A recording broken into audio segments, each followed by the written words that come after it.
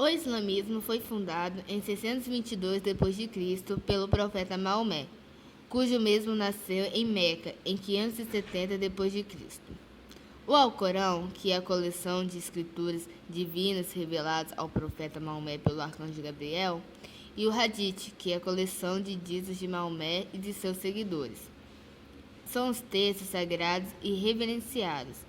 Estima-se que hoje há cerca de 1 bilhão e 300 milhões de adeptos distribuídos em várias partes do mundo, sendo aproximadamente 1 milhão no Brasil.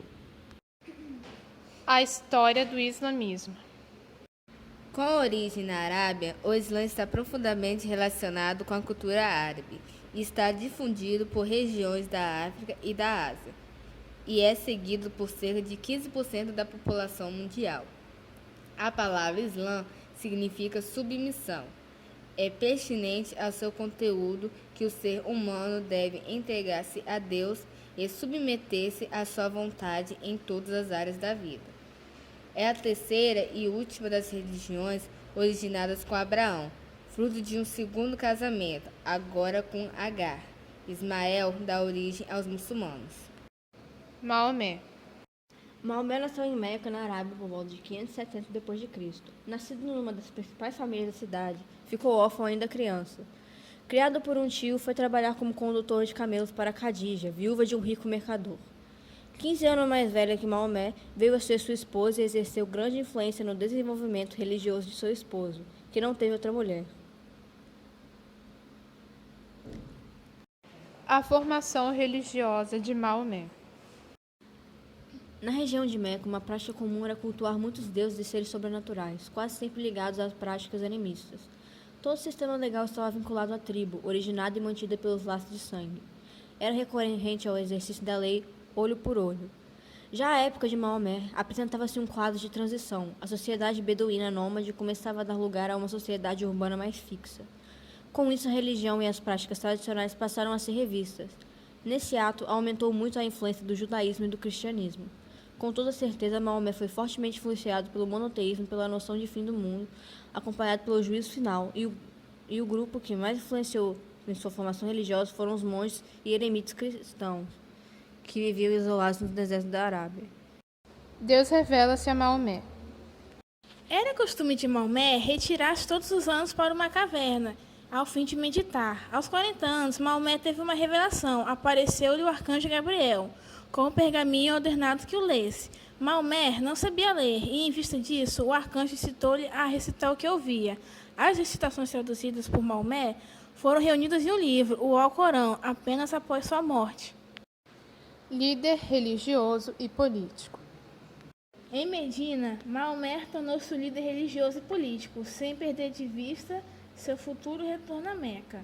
Procura se estabelecer financeiramente por meio de assaltos às caravanas pertencentes às famílias ricas de Meca. Na década seguinte, Maomé toma a cidade de Meca por meios militares e diplomáticos. Ocupou a seguir a grande parte da Arábia. Em 632 d.C., pouco antes de morrer, havia realizado o feito de unir o país e torná-lo um só domínio, no qual a religião tinha mais representativamente o que os antigos laços familiares e tribais. Ensinamentos. Deus.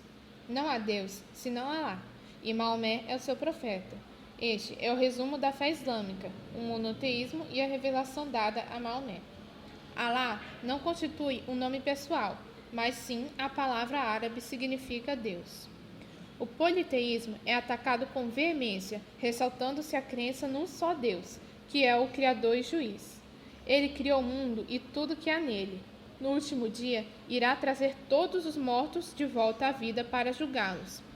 Há uma forte ênfase no amor e na compaixão divinos. Embora Deus seja aquele a quem todos devem submeter-se, também é o que perdoa e auxilia o ser humano. Jejum. O Corão proíbe comer porco e beber álcool. De resto, nada se proíbe. A exceção é o jejum durante o Ramadã, mês em que Maomé teve a sua primeira revelação. Neste período, entre o nascer do sol e o pôr do sol, é proibido comer, beber, fumar ou ter relações sexuais. Os viajantes, os doentes, as crianças e as mulheres grávidas ou que estão amamentando são exortados a cumprir o jejum numa data posterior. Revelação. Deus falou ao ser humano por intermédio do profeta Maomé, e é o último dos profetas enviados por Deus à humanidade. Quando em Medina, Maomé ensinara que, ao orar, o rosto deveria estar voltado para Jerusalém. Depois de romper as relações com os judeus, a orientação mudou. O fiel agora deve estar de frente para Meca ao orar. Por esta época, também designou-se a sexta-feira como o dia sagrado da semana. Em relação ao cristianismo, a diferença acentuou-se em relação à questão da Trindade. Além disso, houve a divergência quanto ao papel de Jesus, que para o cristianismo é a palavra revelada, enquanto para o islamismo a revelação é o próprio Corão. Ser humano. O ser humano possui um estatuto especial a uma posição privilegiada no universo. A vida é dádiva divina. O ser humano é a criatura divina perfeita e possuidor de uma alma que pendura após a morte. Vida e morte. A vida do seguidor do islamismo está marcada por 5 pilares. Credo. Não há outro Deus senão Alá, e Maomé é o seu profeta. Oração deve ser feita 5 vezes ao dia. O pressuposto é estar ritualmente limpo das impurezas. Caridade é uma espécie de taxa sobre a riqueza e a propriedade fixada sobre 2,5% sobre o montante. Ela é destinada a usos sociais. Peregrinação a Meca. Todo muçulmano adulto que dispõe de meios financeiros deve realizar pelo menos uma vez na vida uma peregrinação a Meca. Relações humanas. Ética e política. Não há no Islã distinção entre religião e política, tampouco entre a fé e a moral. O Corão é suficiente para resolver todas as questões que envolvem os relacionamentos humanos. As mulheres no Islã. Podemos ressaltar que o Corão, em relação às mulheres, determina tanto obrigações quanto direitos. A mulher só pode ter um marido, já o homem pode ter até 4 esposas, desde que as possa sustentar. O divórcio é possível, mas apenas quando iniciado pelo marido, que é responsável pelo lado financeiro do casamento. O marido também tem o direito de punir fisicamente a mulher se ela for desobediente. A excisão do clitóris não é obrigatório, mas mesmo assim é praticado com frequência no norte da África. A morte. Após a morte, a alma do fiel muçulmano vai ao paraíso desfrutar de seus deleites e contemplar o rosto de Alá. A alma do infiel, por seu turno, vai ao inferno. Aguardar-se-á o dia do juízo, quando as ações dos seres humanos serão definitivamente julgadas e receberão a devida paga.